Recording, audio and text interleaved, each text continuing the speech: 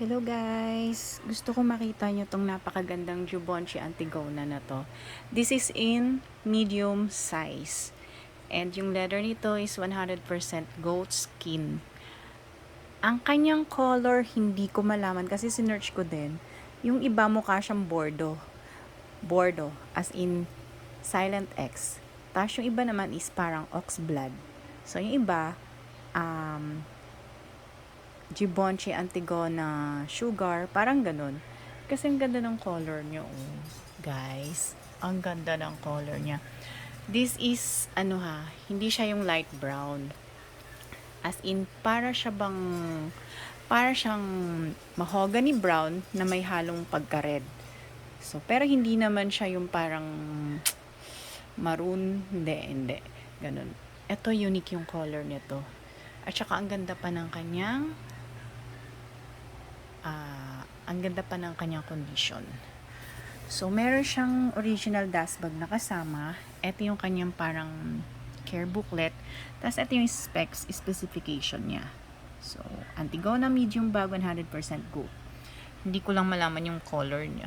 Para siyang parang wine red na brown. So, yun. Hindi natin malaman. Sabihin natin bordeaux color. Sabihin natin sugar. Sabihin hindi ko alam kung anong mga terminologies, pero as in napakaganda ng condition yan. Silver hardware. Ayan, walang tarnish. Ang ganda ng hardware nito, malalaki na makakapal. So as you can see, ang ganda ng kanyang rank, no? So walang crackings. Ultimo doon sa kanyang pinaka lips, no crackings. Handle nito as in super nice. Wala kang makikitang cracks. So, pati yung kanyang pinaka rubber lining intact. Ayan yung kanyang Givenchy na ang tawag dyan. Ayan. Givenchy. Ayan, hindi ko alam no. So, ayan po yung kanyang zipper. Napakalaki. Ito yung kanyang puller. Okay na okay ang puller ha. So, wala nagbabakbak. Sa kabilang part, same. Maganda ang kondisyon. Yung mga sabitan, walang mapuputol. Ha? Walang mapuputol. Yung kanyang straplet as in napakaganda. Ayan ang strap. No cracks.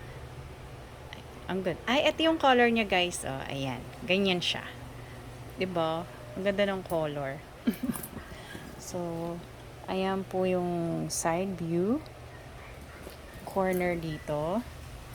Napakalinis, 'di ba? Tapos sa kabilang side,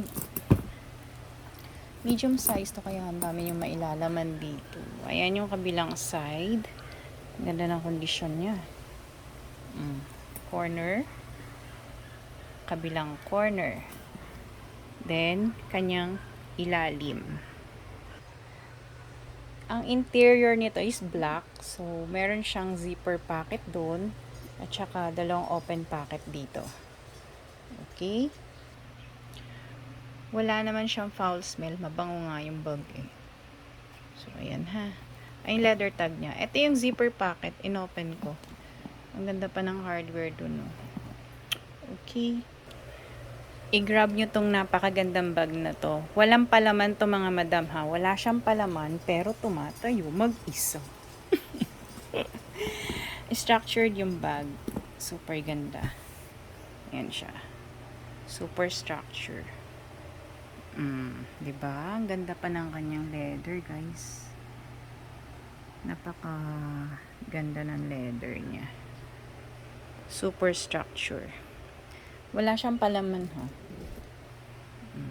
Ganda no? Kaya getchingin nyo na to. PM is the key. PM is the key. Malinis yung bag. Thank you so much.